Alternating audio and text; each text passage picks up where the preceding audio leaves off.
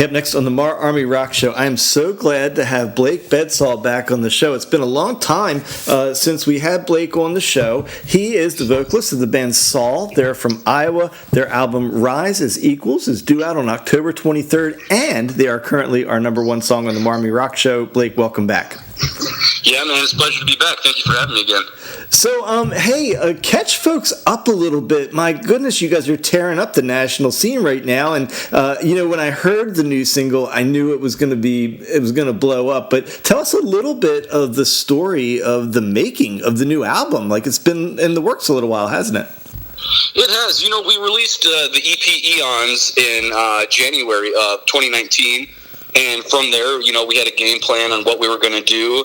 But it really happened really quick. We got signed with Spine Farm Universal Records. And then from there, they just wanted us to move quick and get right in and get an album done. So, that's what we did. And, it really took off. And it was kind of, we started probably in the middle of 2019 writing this thing. And it's kind of been a work in the progress. We've had to push some dates back, with the pandemic going on. Yeah. And got lucky enough to work with some really heavy hitters on this album. Worked with Morgan Rose, Eric Ron, David Draymond from Disturbed. So, it's great to have guys like that we looked up to, really get behind the album and want to be part of it. So, it's definitely, our best work, and we definitely put everything we had in each and every song. Now, Morgan Rose has been a great friend of this show, and I've had the pleasure of being in the studio watching him craft music a couple times. What was his role in this? What did he do for you?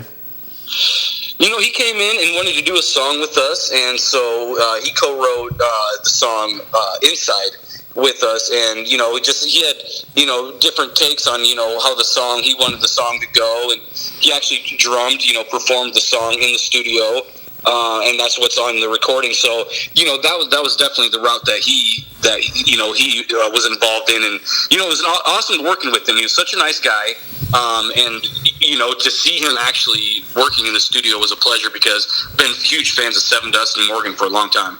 Yeah, that dude has got a musical mind like none I've ever seen. So, it's so cool you worked with him. Now, our number one tune right now, of course, is King of Misery. And I think there's a little story about some collaboration on that one, too, isn't there? Yeah. It was actually the very last song we wrote on the record. And, okay, so we had the record, to be out in probably like August, we were thinking of 2020. But with everything being pushed back, the label got a hold of us, said, hey, you guys interested in doing a couple more songs?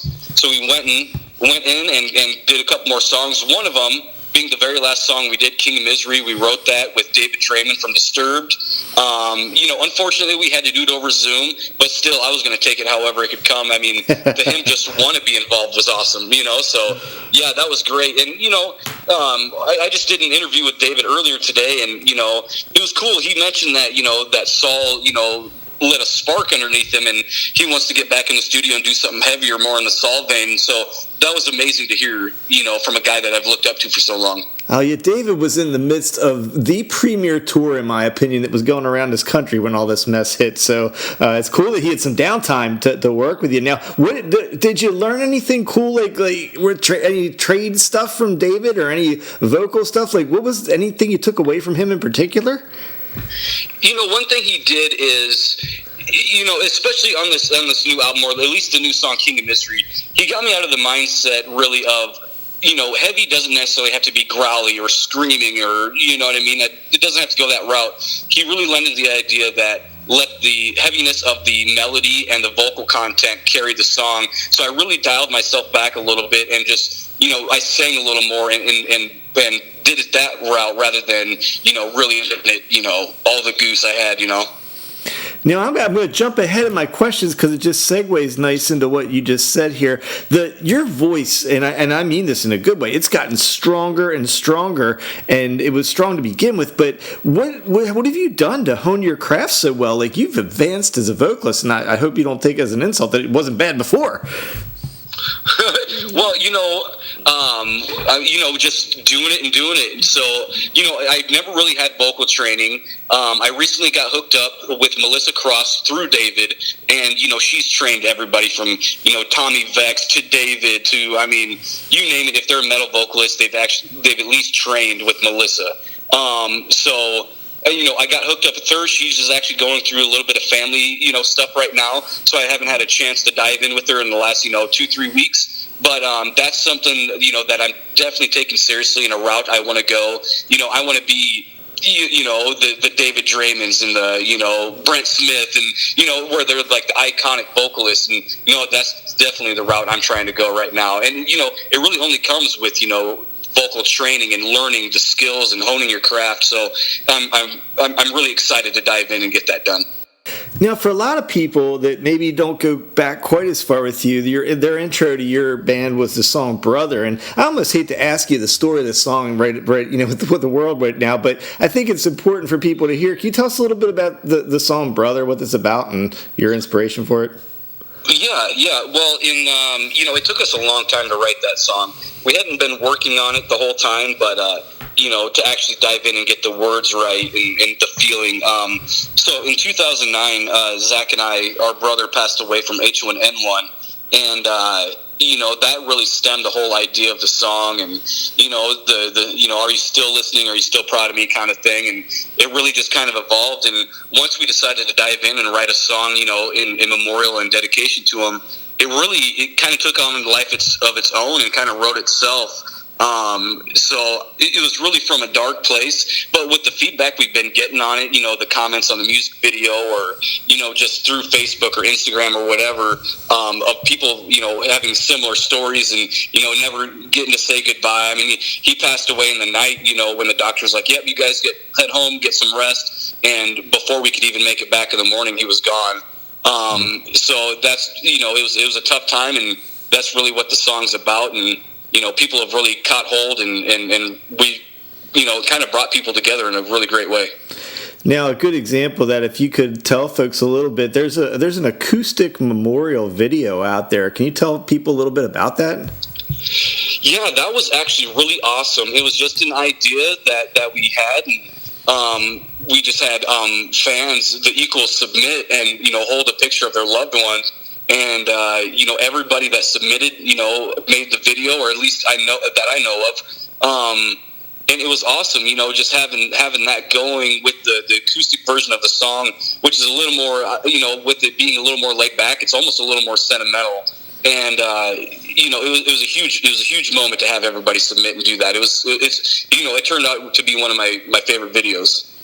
Now, you just kind of slipped in there talking during that the term Equals for people. So for people listening that maybe don't know your band, that's a moniker you guys use for your fans. You don't call them fans, you call them Equals. Tell us how that started and where that moniker comes from. Every band has their moniker, I guess, if you will, for the fans, or they have like the so-and-so nation or the so-and-so army, or, something along those lines. And, really to show appreciation to the fans of how important they are, equally as important as us. I mean, they're the ones coming to the shows, requesting on radio, buying the merchandise. So, that term Equals came from the importance that they, the role they play in the band. And that's kind of like our nation or army. And the term Rises Equals, we used that on the very first line of the Touching of Parallels album. The opening line said rising as equals, and that whole term kind of just stayed with us and carried on. And so we carry that term in our new album, Rises Equals, and that's really what it came from. So, hey, for folks making their way through the record, another cool song that's actually available is Trial by Fire. And I was watching the music video today. I was just kind of curious about the making of that video. Like, what are you chained to? You made it look painful. It actually was really painful. I'll have to send you some behind the scenes footage of, it's me in front of a green screen, and it's Zach and Will pulling on me on those chains. And those weren't light chains. They were log chains. I mean, they were really... You can see in the video they're laughing at me because they're trying to hurt me. And I'm like, yo, man, the whole time, it didn't make the video, but I'm swearing at them and be like, don't pull so hard, the whole time. But it was cool. It was very cool. And we did that with Tom Flynn. We went out to Long Island, New York, right before the pandemic and everything was going on, and It was cool. That house that we're in front of is like 1740s or something like that. It's real early colonial, and it was awesome. It was super cool location. And then he kind of had the inspiration, and he brought the fire cannons, and we just set up, and it was very cool. It was very cool what we did. Well, I encourage people to get out there and see that trial by fire video. Now, hey, I see at the moment, it looks like the next tour date's really not till 2021, and it's over in Europe. So I guess my question is, are you guys targeting any more dates maybe here in the U.S. before that, or we're not sure yet? You know what, we are trying.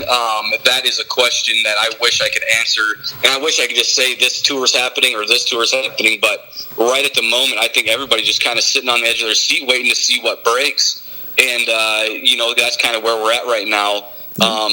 Fortunately, I mean, we've done some live streams, and we did do a few shows this year, but as far as for touring, I don't think it's going to be till about spring of 21.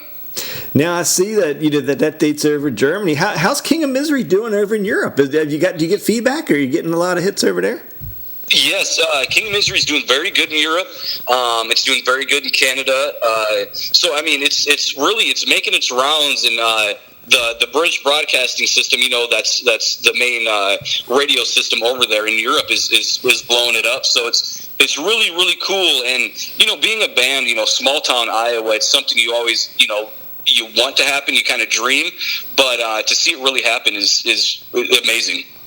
So, hey, I know you've had a busy day. Just one or two more quick things here. Tell me a little bit about the Golden Ticket Contest. Is it still going on? And tell me more about it.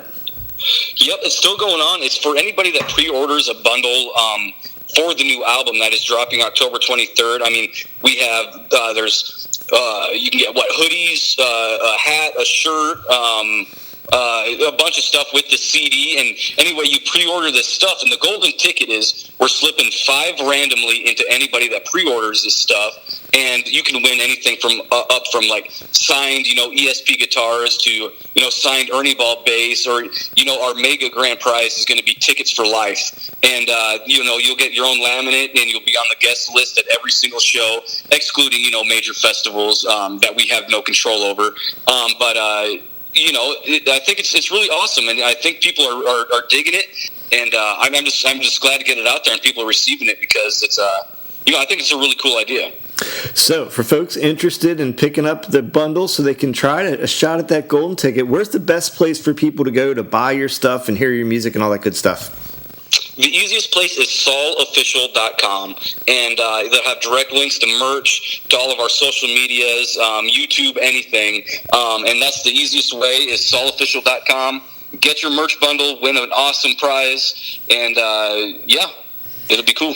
Hey, Blake Bedsaul, everybody, from Iowa band Saul. They are currently our #1 tune on the Marmy Rock Show. Glad to have you with us again, Blake. Good luck with the release, and I appreciate you taking the time tonight.